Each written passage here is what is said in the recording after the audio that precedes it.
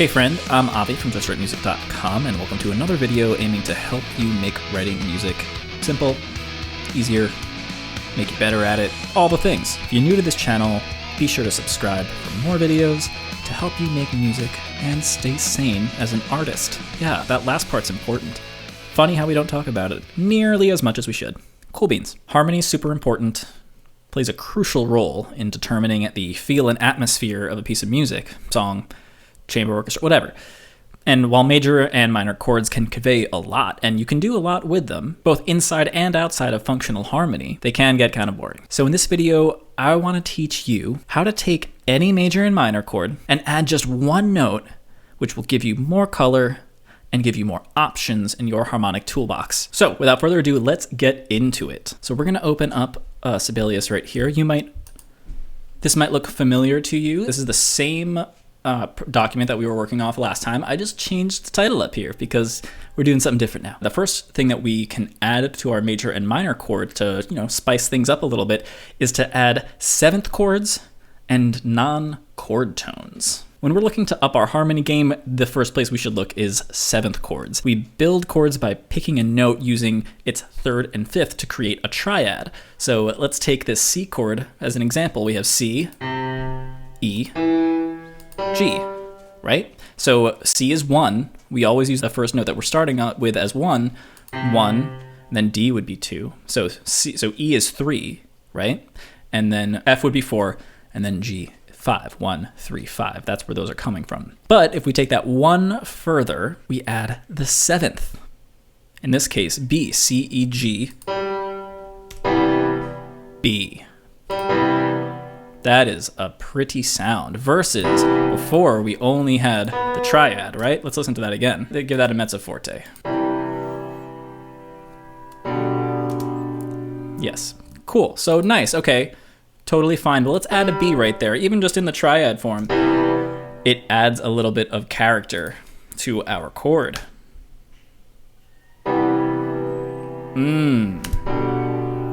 Beautiful, beautiful, beautiful. An easy way to figure out what the seventh is for any given pitch is to just go a whole step or a half step below the root note. The root note is 1, then add it to the triad. So for example, let's take our C major triad again, bring it down here, so we can work with it a little bit better. We're going to take away all the notes. So this is just our C, right? Regular C. Let's even go up the octave, because this is a note that maybe more people will be able to recognize. Treble, everybody loves that. You know what? Here's a regular C. So in order to find the seventh here, like we said, all we need to do is go a half step or a whole step below. In this case, if we go just a step below, it's going to be a half step, giving us a B, and then we want to add that above the octave. We just hit our command up from last video. That would be our B. And if we build a triad from C, so we're back at C, I'm going to hit 3 times to build this triad, because when you hit a 3 in Sibelius, it just adds the interval, a third above that, no matter where it is, depending on if you're sharp or flat, it'll be a major or minor third, that type of stuff. So here, 3, we have our 1 and 3. Now we have our 1, 3, 5. You see that? So I'm going to hit the command down on this guy. You see now how it's below. It's below that C. That's how we found that note from before. We're just putting it up the octave like that, and it gives us that really gorgeous, colorful sound. The color of these seventh chords come from the dissonance between the seventh and the root. So if we take away this E and this G, let's hear how this sounds. So that doesn't sound traditionally good, right? And if we put it, and that's far apart, if we put it together, bring this beat down to where, did you hear that? Right? Okay, no, it doesn't sound good at all. Let's bring it up an octave. Let's see if the registered, nope, that sounded kind of crappy. Little plinky. I like it more in the middle, I think. But this is dissonant. It's this dissonance that makes things sound really nice. So if we have B, C, let's just add a little triad on top. That's now colorful and pretty. It adds nuance to the otherwise major chord. And because now it's the lowest note, we have this second right at the bottom of the chord there, making this an inversion. Now, when we add a 7th to a major chord, it becomes a major 7 chord. Cool, easy, terminology, that actually makes sense, awesome. When we add it to a minor chord, we get a minor 7th chord. So let's build one of those right now. How's that gonna sound? So I'm gonna start with an A, whole notes there. So we're gonna start with an A, and we're gonna do our 3 trick one more time. 1, 2, okay, cool, we have a triad. This is our A minor triad. Nice, sounds good. Now, we gotta hit 3 one more time though to add our 7th, right? Because we're just continuing that pattern. 1, 3, 5, 7. That's our A minor 7th chord. Let's take a listen to that there. Nice, nice, very good. Sounds very, very good. Here's the thing though, as you can tell, like major 7, minor 7, these all sound great, but when we're building a 7th chord over the 5th scale degree in major, we get a major triad, a major chord, but it has a minor 7th because of the way the whole steps and half steps are arranged in the major scale. So let's build that right now. So if we're in C, we're gonna build our chord here over G. G. And let's do a quick little exercise. We're gonna build this chord using the every other note method that I like to teach my students. So G, I'm literally gonna count on my fingers. G, A, B would be our next note. Cool, so we're gonna add a B. And then C, D would be our 3rd note for our triad. Cool, so I'm gonna add a D. This is a major chord. Yep, so now let's add our 7th to this G major chord. Hey now, that's real different from what we just had.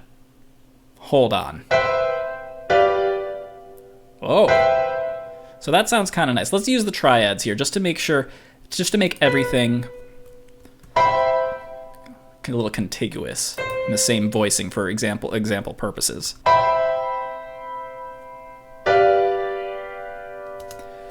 So that minor 7th over the G major triad creates a lot of tension. This type of chord with a major triad and a minor 7th on top of it, this is called a dominant 7th chord, and it makes cadential motion feel a lot stronger. And by cadential motion, I mean the movements from 5 to 1 or 1 to 5. That extra tension really makes you want to go someplace. Like just leaving it out there like I just did, I'm very anxious and I really need it to resolve, so I'm going to resolve it. We're going to resolve that right now. We're just going to go back to another C chord. Or we're going to do one of my favorite things, actually, is go from 5 to 6 to create what's called a deceptive cadence. So what we would have this 1, 5, 6 thing going on. So that would be an A minor 7th, like we just had before. Now this is all in root positions for example purposes. Generally they say to take if the F is in an outer voice, if the 7th is in an outer voice, you want that to resolve down. That's like voice leading rules, but who really cares? When you're playing it on guitar or just doing chord blocks like this, you really can kind of do whatever you want. It depends on the instrument you're writing for. Let's give it a listen to this really quick.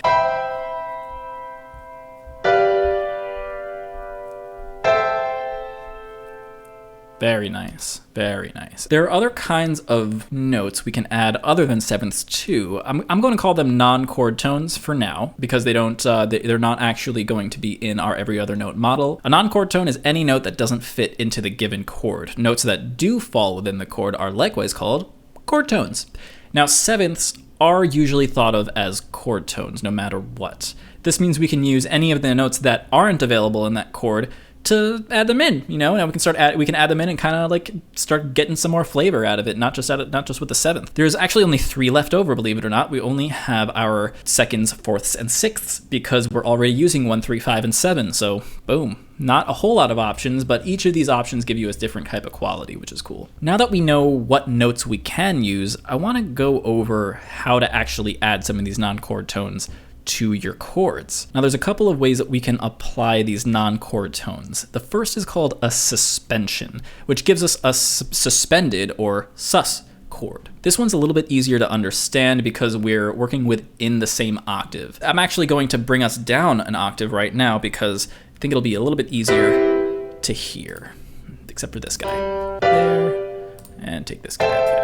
Cool. A suspension is when you take a note from the preceding chord and keep it sounding as you change chords. Once it's sounding over the next chord, you can either resolve it to the chord tone, but you could also kind of just leave it there. For example, if I'm moving from F to C, I can keep an F sounding over the C chord as I move instead of going to a chord tone like E or G. So let's just build a really quick F chord, and it's gonna be super easy. I'm just going to do that. Dope. We have an F triad. Not using seventh chords anymore. Let's get these guys out of here, just so we're not distracted. So here we have our F major chord. We're going to give it a quick repeat so we can start building our next chord. So we want to make this a C chord, right? So we've been using root position chords this whole time for examples, more or less. So let's go down into an actual C chord. So we need, the top voice is going to be a G, and this F is going to stay where it is, like that. All right, cool beans. Let's see how this sounds.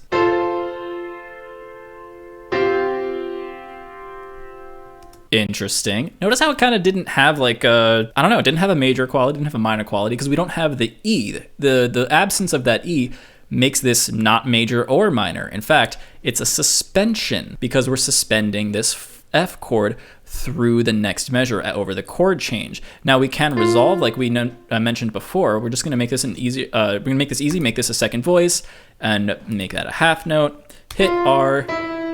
Gonna go down that way, and I kind of want this to be dotted half note to let that sort of linger a little bit, and let's hear how that sounds.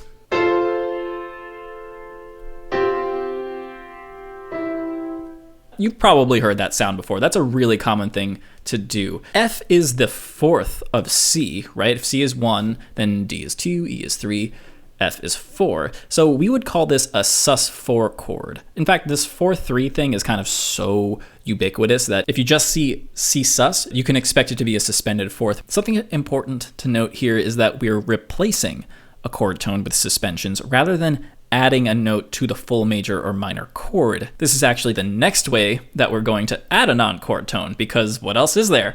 These are called extensions or extended chords. With this method, we're treating these extra notes as if they are chord tones. We're adding them to our triad, and we're gonna do this by pushing our every other note formula even further. So let's get back to our C major triad.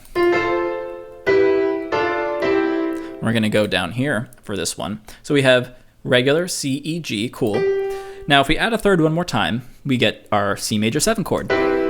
Cool, we did this. We just did this. Now, if we're gonna take it one step further, and we're gonna get an every other note round, we're gonna get a, damn, we have a D now. Okay, we can keep, what if we just keep going? We'll get an F. Ooh, what about an A? Damn. Since we're going higher, we name the seconds, fourths, and so the seconds and fourths above the octave, or 8, as ninths, 11ths, or 13ths, because with scales, we have the root note that goes up to the octave, right? 1, we end on 1 just as we begin on 1, but we call it 8 because it's in a different register. So these 2s, 4s, and 6s that are now happening in this upper register above the octave, we're going to call these extended numbers, these 9s, 11ths, and 13ths. Now we're talking advanced harmony. Now there are two kinds of extended chords that you should know about, with and without the word add before the number. Added chords, which is what I call them, they're only adding the pitch associated with the number. So for example, if we come across a C add 9, just to make it real easy. So if we come across a C add 9, that means that we're only adding the 9th. We're not adding any of the notes in between it. So we're adding the 9th here, which would be a D, and we're just gonna hit 5 because that's a 5th above G. And listen to that sound. Oh man. Wow, let's do a back-to-back. Let's do a back-to-back real quick. This is just our C major. Cool. And now we're gonna add that, oh, no actions to redo, crap. Then we're gonna add that D back in. Oh, damn, that sounds so good. So pretty, I love ninth, they're so much fun. Now extended chords without an add are asking us to play the extension as well as all the chord tones beneath it. So really quick, let's take a C9 chord. Since it's not an add 9, we have all the chord tones, 1, 3, 5, 7, and then 9. So here we have our regular C major triad. Let's add our 7th, one more 3 from the last note, from the top note, and one more because we need to add a 9, right? D. D is the 9 here. Notice how D is the note that comes right after C.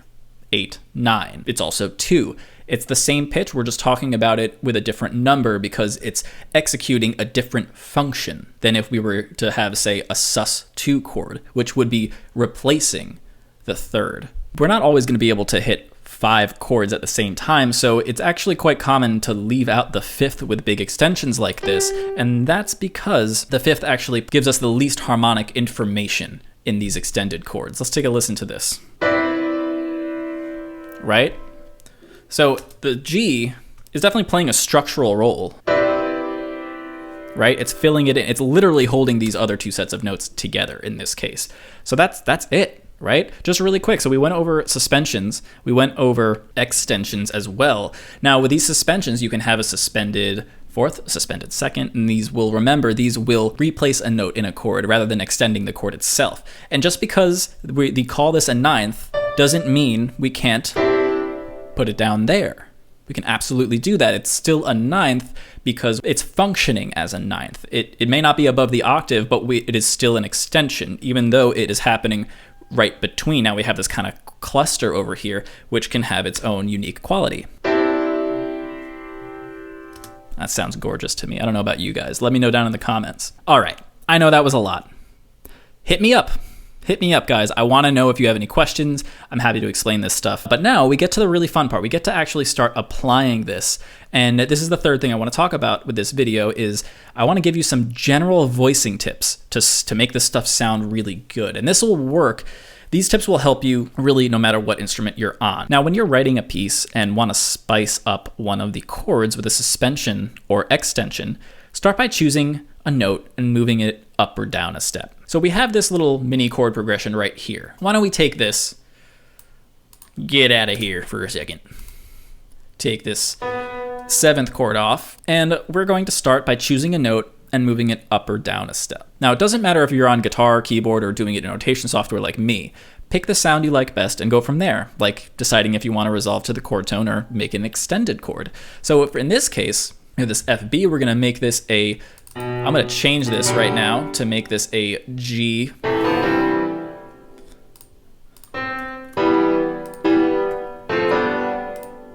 So we just moved this and just created it. We're just making these triads so we can start messing with them a little bit.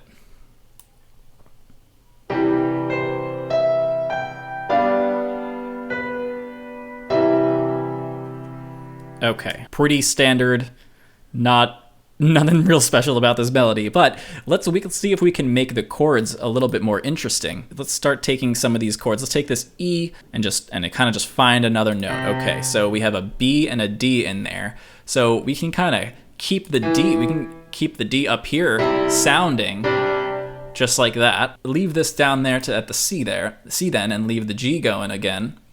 And this way we have this nice suspension.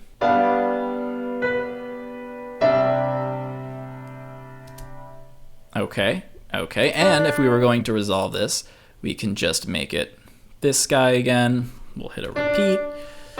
We just resolve down. This would be a 9/8 suspension. We're resolving on the octave. So this would be 1, this would be 8, this would be 9.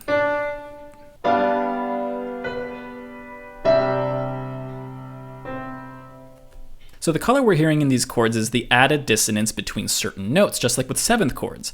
Going back to that C add 9 really quick, let's just add a 9th really quick just by boom, boom, but we want to take away the B because it's an add 9. So here we have this C add 9. It's that half step between the C and D, but by putting the D above the octave and keeping the C where it is, we create a much more pleasant sound if that's what you want. It all depends on what you're going for. So let's listen to that one more time. Very pretty. Versus in this register, it sounds a lot more muddy in the lower registers. The TLDR here is spread voiced chords will do you a world of good. They're exactly what they sound like, just the voices are all spread out rather than bunched together. So like this, these are all bunched together, right? They're just completely stacked. So if this was a spread voice chord, we could do something like G down there, bring D down the octave, keep B where it is. Right? It's nice and spread out. Nothing is really getting in the way of anything else. That's all that means, nice and spread out. However, if you want to highlight that dissonance, keep them nice and close, and you'll hear that dissonant clash right there up front, like we have over here in this one.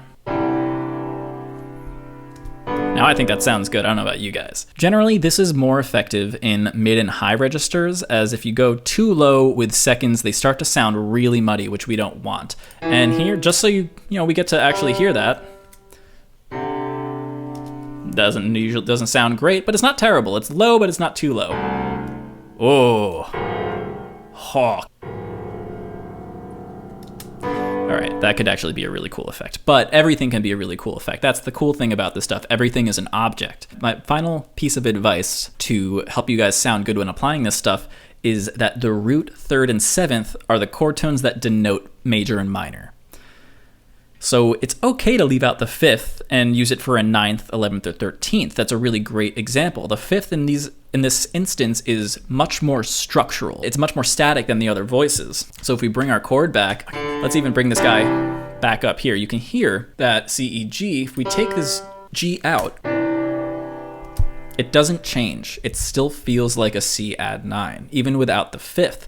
And that means that we can do even cooler stuff with this. What if we wanted to add an 11th chord? So now we would add an F in here as well. I would add that right there. And this is gonna be really funky because of this minor second.